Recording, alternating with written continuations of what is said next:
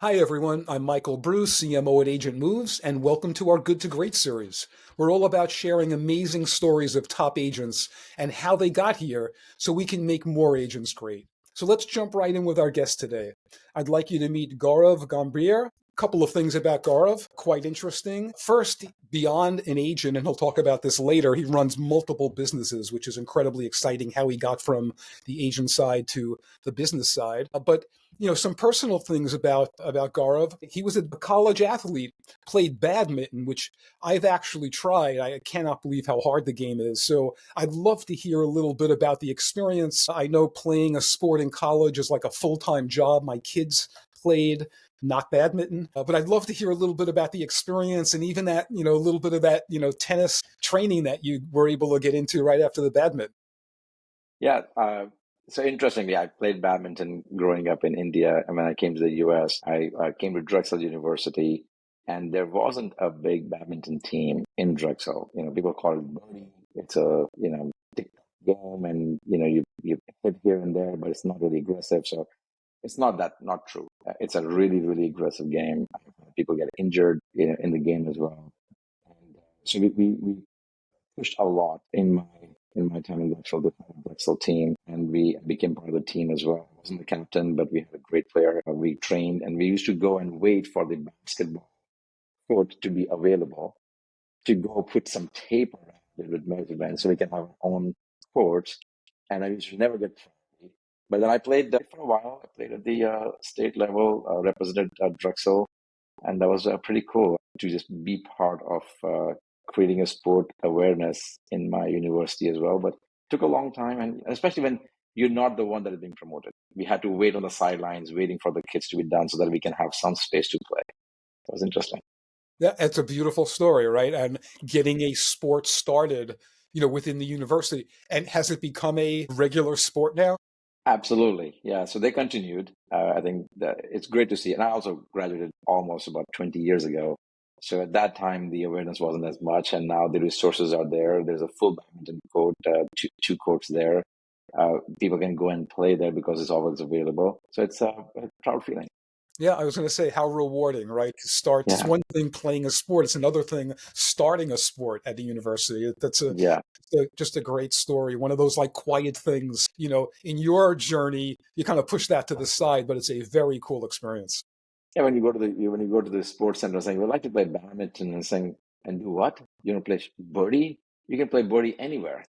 I said, no, no, no, no. It has rules. It has the boundaries. Like we need the space. You can't have wind affected, and there's competition. And so it was interesting at the time. That's fabulous. All right, so we go from badminton to real estate. Yeah, Right. that's So I correct. do know a little bit about your journey, but let's tell the people a little bit about how it started, how you got involved, and how you kind of really grew a passion. And again, knowing you a little bit, I know the passion that you exude. So a little bit of the passion in the real estate business. Absolutely.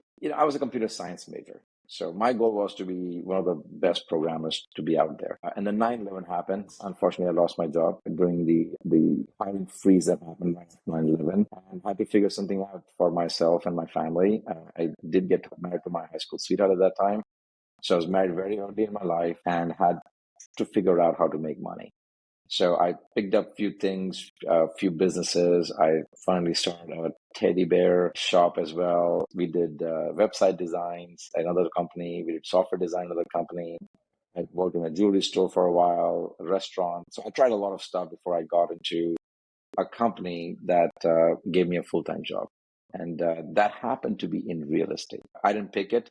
Most of the people, if you ask them, how do they get into real estate? They have a previous journey and they have a previous career that they got a lot of experience or exposure to get into real estate. Now there are degrees. Drexel has a degree that you can get in real estate, but nobody usually gets a 4-year degree to become an agent or a real estate professional. You may go to risk analysis and analytics and get into the multifamily side. So, I didn't have the money. I didn't have the experience. I did not know people around me.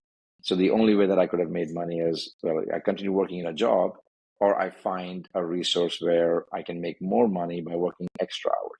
I had more time. I didn't have any money. So I said, okay, where can I dedicate my time and have an opportunity of making more money? Real estate was fantastic. So I got my license just so that I can be more familiar with the buying process for myself because I was renting for a while, and I thought, well, this will be all the benefits I was learning about buying. So getting my license will be pretty cool. I can learn the process, but then I can save some money because zero money in my pocket at that time. So that's I started learning more at my job. I started asking a lot more questions. I started taking a lot more classes. And finally, you can take 75 hours worth of classes to become an agent. I took 230 hours worth of classes. So which was very different than I'm a student of education and learning from history. So I thought to myself, if I can get myself educated and I can learn more and more about this business, I can be a better subject matter expert when the time comes in for me to do it. So I was trying to prepare myself. I was sort of it took me 4 years to get all those classes completed. So I was almost having a 4-year degree in real estate while I was working full time, so I can be prepared when I come out and I decide to do something. It was all la la land. I did not know what I was going to do in the future. And then one day I said, I feel very comfortable. And I think the comfort came in because I was talking real estate and experiencing it for 4 years, 5 years in a row. And I had enough knowledge about it that I felt, this is something that I can get my feet wet into it. And in 2008, I took a leap of faith and I went full time into real estate, and I started my first brokerage company right when I left my job as well with a partner that had some experience in real estate, and then my journey started. It's been almost 17 years since then. Wow, wow. What a great, yeah. Everyone, like you said, it all does start differently as I'm talking to, agents and how they got involved in the business. Some had some kind of connection, maybe they were, doing something in, architecture, or they were doing something with title insurance or whatever it might be, right? There was some Right. connection to it that kind of led them. Helping people seems to be a big connection also, I think, for agents, that they feel like, a lot of the similarities are, I was looking for something where I was, in this job helping people, and that's what I was able to bring over to the agent side. Yeah. One thing I knew for sure is that I like the people interaction business. I like being around people. I'm shy in public speaking, but I'm very comfortable with people around and talking in a smaller setting. So that's what I thought. This is pretty cool. I can see new things. I can learn new things. I can help people. I can meet new people, creative ideas, and I'm control of my journey. I'm control of my time. I can work as hard as I want to. I get rewarded according to my hard work, which is a big portion of my deciding what business I want to pick. Sometimes you can have a job and you can fly under the radar. On January 1 of that year, you know what you're going to make on December 31st with the hope that you have some bonus structure. And that's good for a lot of people. The stability is there. I was younger, so I wanted to take an entrepreneurial risk in it. I don't want to know on January 1 what I'm going to make December 31st. I want to work to have a sky as the limit of however better can I do from others around me in my competition. I should be rewarded differently from my competition. So this allowed me to have, and I'm a very numbers guy, and with a computer science degree, very analytical. So I was always looking at saying, well, how does this work better in my favor for the amount of time I'm dedicating to a job or to a business? I jokingly say, I only have 25 hours a day and 8 days a week to work. I can buy more time after that. But so how do I maximize the time within that time frame? And that's real estate is a very unique business that allows a lot of people like myself to make a bigger opportunity by focusing on things that matter and that allows us to own it ourselves with our hard work. So tell me a little bit about the journey. You the 4 years you're studying. You're obviously working. Now you look to take off with that first brokerage firm. Tell me a little bit about, like, what was some of the early magic that was happening, and maybe some of the early challenges. Uh, uh, I think it's a big misconception that you join a bigger company and everything will be done and it'll be easier.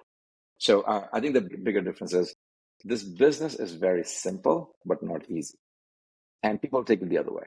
And saying people think it's easy and I can make it very fast in this business. It's a relationship based business. It's a contact sport. You have to do a lot more on a day-to-day basis, and it takes a long time to build it. So either you get the education before or you get the education afterwards. Just because you got your license doesn't give us the license to make $1 million. It takes a lot of energy to make $100,000. So when I started, my first thing was, I'm going to go join a large company. So I joined, I'm not going to take brokerage names and keeping broker agnostic. Joined a large company. I lasted there 6 weeks. I thought, where are my leads? Just tell me what to do and I'll do it. I'm here. I have more time. Just tell me what to do. But I don't want to mentor. I don't want to spend time with them. I don't want to learn something that I don't like. And I realized that it was my comfort zone was keeping me away from all the activities that I should be doing to make money. And then I was blaming third party to say, well, this company is bad. So I did quit that company and I said, I'm going to go open my own company. Silly idea. I don't know why I did it, but at that time felt like the right thing to do. And the market was very different as well. So I got lucky. The market was picking up right after a downturn. And because I had a 4-year degree in my real estate education, sort of, I used that to help a lot of other agents to say, this is what I have learned they should be doing. I'm just not enjoying doing it. And I don't know who to call because I didn't learn the prospecting business or relationship building business. So I was just struggling a lot doing those things. But I thought I can help others who have the relationships. If you have an uncle or a cousin, or if you grew up in a town, or your mom was in the business or your dad was in the business, you have so many relationships. Being an immigrant, I did not know anyone. I didn't know who to call. I don't know who to go to see if they have an opportunity. Nobody trusted me because all my friends were mostly immigrants as well, and nobody was buying. So that took me a while to get moving into the business. Tough times. I didn't make any money for a long time, but I kept the grind. I kept doing it, kept doing it, kept doing it. And I started looking around me and said, how can I compete with people who have so much experience and who know a lot of other people? I have to do something that others don't like doing. So two things came about. People didn't like doing rentals. It was not worth the time in their mind, and it wasn't big money. And they didn't want to go around making a few $100. They wanted to make the bigger ticket item. Like I hear people always say, I want to be selling $1 million homes. Why? It's cool. I can make a lot more money by doing a single transaction. There is less than 2% transactions happening in our market for luxury real estate as compared to the 98% transactions that are happening in a non-luxury price range. Why am I going to focus on the 2%? I want to focus on that for 98%. So I started doing rentals, and then I started doing property management because nobody wanted to do property management. So I thought if I can work with you, Michael, who's an investor, and you like me because I'm helping you manage your property. If you want to rent your property, I'm right here. If you want to sell your property, hopefully you like me. Now you're my relationship. I build that through that relationship. I didn't have that before. Hopefully you like me enough to say, well, I'll help you sell. And if your son or family member was buying something, you look at me again saying, yeah, I like you, Gaurav. So that was my philosophy on how to get started. So either I think I should have joined a team who could have given me exposure. I going this route. So that's how my journey started. I started doing my rentals.